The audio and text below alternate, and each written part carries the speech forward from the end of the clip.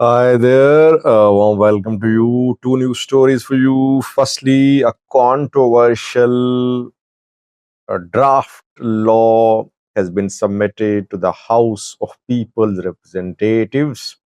If the law is approved, it would be another attack on freedom of expression. Anyone can be targeted if this law is put into practice. Secondly, Ahmed Shide, the Ethiopian finance minister, presented budget for the next fiscal year. Yesterday, I said that we'll do a series of videos on budget. Last night in the live chat, I talked about military spending, which has been increased. Now we want to talk about uh, foreign exchange, not foreign exchange, exchange rate. What did Amashide say when he spoke at the parliament about any change? Speculated change in exchange rate, because we are hearing that IMF, World Bank are demanding devaluation of Ethiopian currency. So what does Ethiopia intend to do? What did Amashide say? Details for you in this video. So let's start with firstly, uh,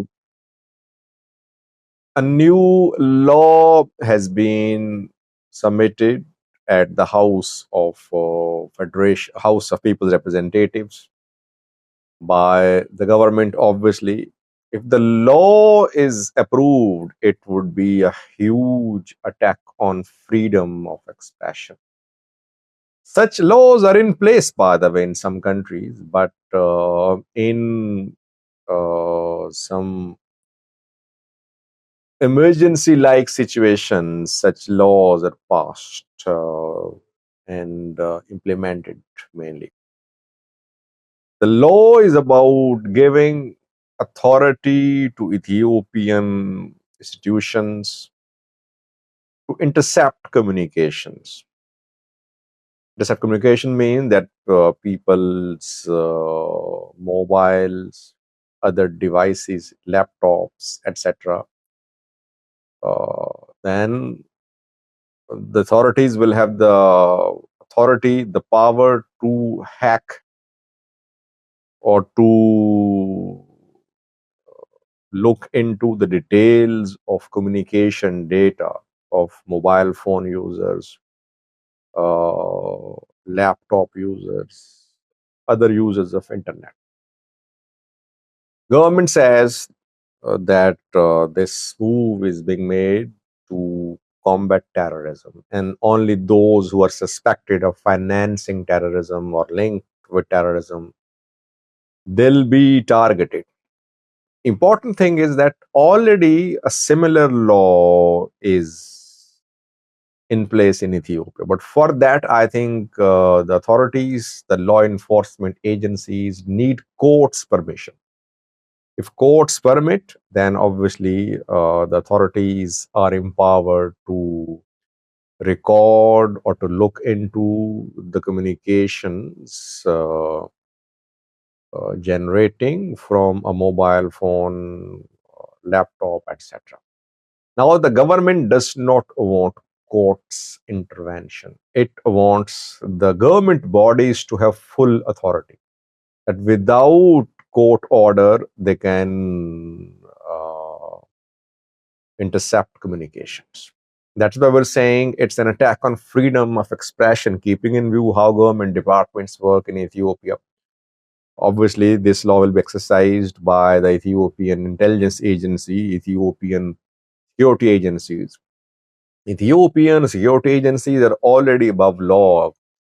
Kidnappings, illegal detentions, even broad daylight extrajudicial killings are a norm, not an exception in Ethiopia. So if law enforcement agencies are given such huge powers, how will it be ensured that this power is not used in a malicious manner against political opponents, against government critics.